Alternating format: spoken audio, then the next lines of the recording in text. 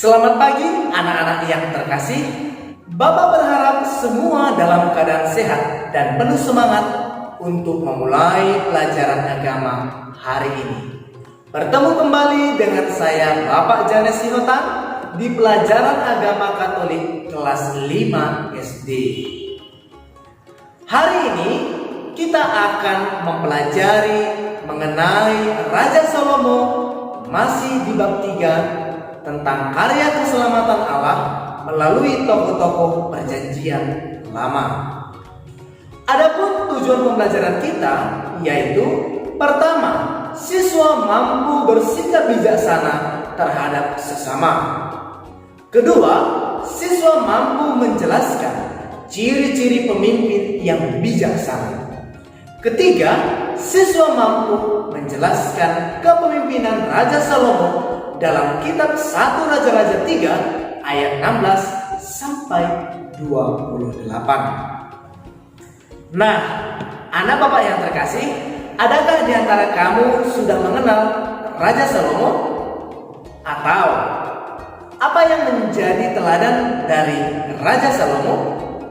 Untuk itu, mari kita bahas bersama mengenai Raja Salomo yang bijaksana. Raja Daud adalah seorang anak Tuhan yang hebat. Selama pemerintahannya, Israel tumbuh 10 kali lebih besar daripada kerajaan Raja Saul. Tetapi sekarang dia tidak bisa memerintah lebih lama lagi karena Daud sudah tua dan dia sakit. Hidupnya tidak lama lagi. Salah satu dari banyak anak laki-laki Daud bernama Adonia. Dia berkata kepada orang-orang Israel bahwa dia sekarang akan menjadi raja. Walaupun namanya yang berarti Tuhanku adalah Allah, Adonia bukanlah seorang yang baik. Dia mencoba untuk mencuri tahta, mengetahui bahwa Daud sudah terlalu lemah untuk menghentikan dia, tetapi Tuhan mempunyai rencana lain. Batseba, istri Daud, tahu bahwa Salomo anak laki-lakinya yang akan menjadi raja. Dia mengatakan kepada Daud mengenai rencana Adonia. Walaupun dia sakit, Daud mengumpulkan para pemimpinnya dan mengumumkan bahwa dia akan menjadikan Salomo sebagai raja di Israel. Salomo tidak menemui kesulitan berhadapan dengan Adonia, sebab orang-orang Israel percaya kepada Daud. Daud mengatakan kepada mereka bahwa Salomo adalah orang yang dipilih Tuhan untuk menjadi raja mereka. Segera setelah pengangkatan itu, Daud pun meninggal. Anak-anak Bapak yang terkasih, sebelum Daud meninggal, dia berkata kepada Salomo agar dia taat kepada Tuhan dan menjadikan seorang raja yang baik. Lakukanlah kewajibanmu dengan setia terhadap Tuhan Allahmu dengan hidup menurut jalan yang ditunjukkannya, kata Daud kepada anaknya Salomo. Itu adalah satu nasihat yang sangat baik. Kemudian Salomo duduk di atas tahta Daud ayahnya dan kerajaannya menjadi sangat kokoh. Suatu malam Salomo bermimpi.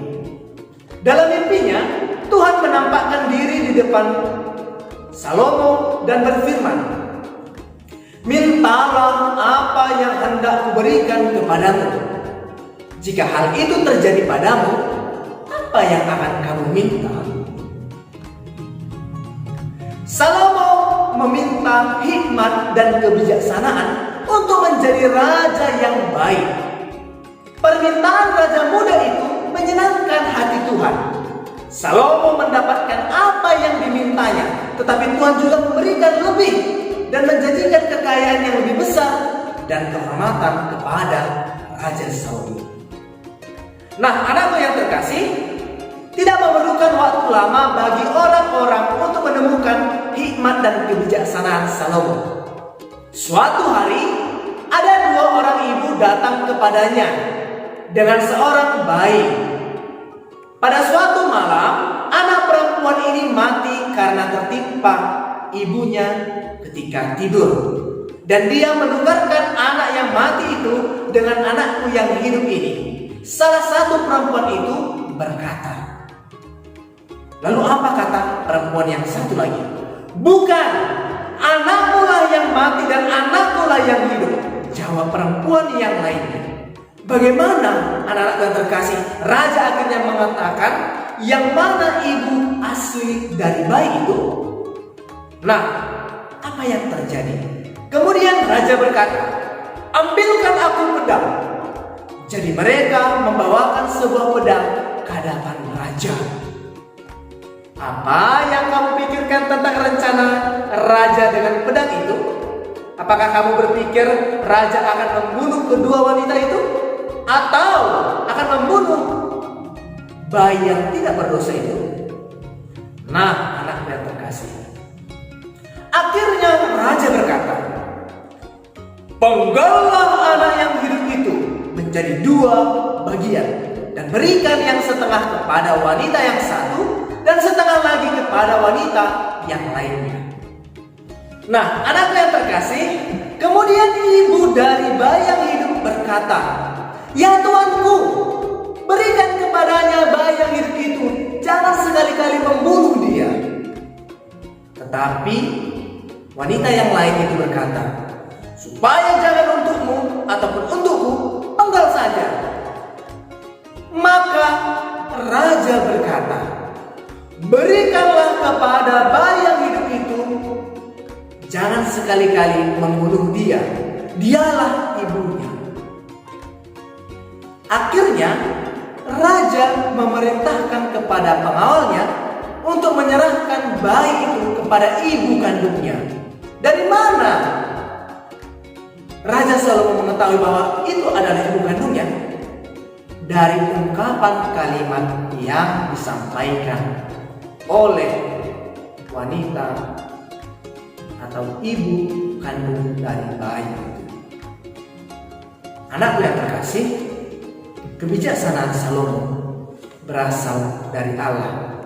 Ia memintanya sehingga dia dapat memutuskan dengan adil siapa pemilik bayi itu yang sesungguhnya.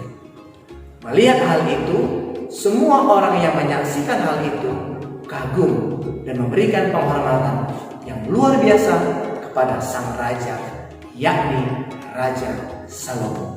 Tuhan semakin memberkati Raja Salomo. Baik anak-anak Bapak yang terkasih, apa yang dimaksud dengan bijaksana?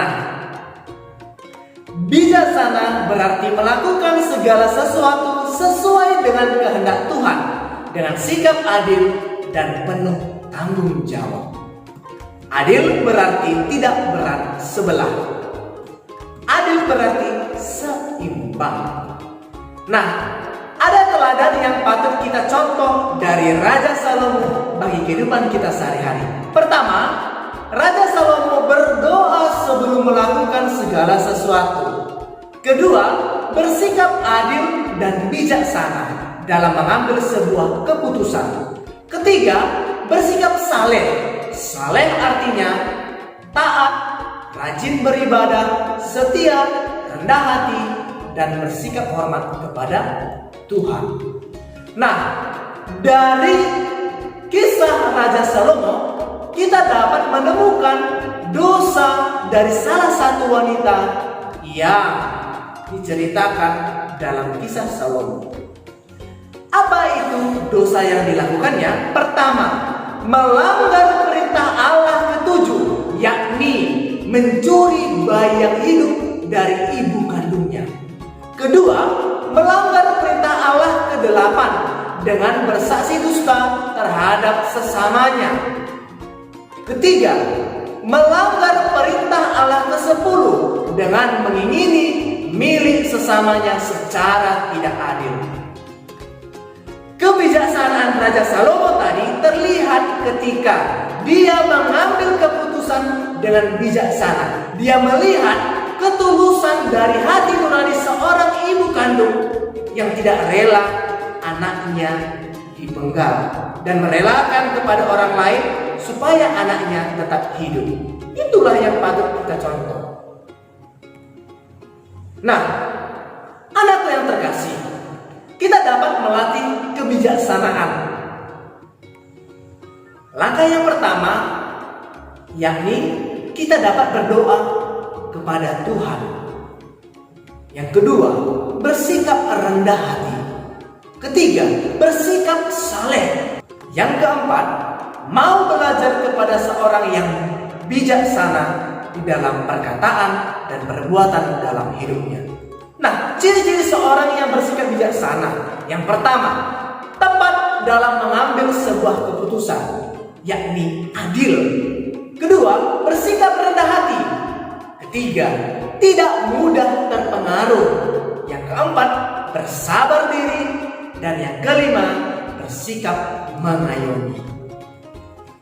Nah, anakku yang terkasih, Bapak berharap melalui pembelajaran hari ini kita dapat bersikap bijaksana dan adil seperti yang dilakukan oleh Salomo. Baik anak-anakku yang terkasih, dari pembelajaran hari ini kita diajak untuk bersikap bijaksana dan adil di dalam kehidupan kita sehari-hari dalam berinteraksi terhadap sesama. Kita juga patut meneladani sikap Salomo yang saleh, yang taat, yang setia kepada perintah Tuhan. Dan kita juga tentunya harus menaati perintah Allah yang ketujuh, jangan mencuri. Perintah Allah yang kedelapan, jangan bersaksi dusta terhadap sesama kita. Dan perintah Allah yang ke-10, jangan mengingini milik sesama kita secara tidak adil. Dengan demikian, kita telah menjadi anak-anak Tuhan yang berbudi pekerti, berakhlak mulia, dan menaati segala aturan yang berasal dari Tuhan. Demikian pembelajaran hari ini. Salam dari saya, Bapak Janes Yotang. Bye-bye.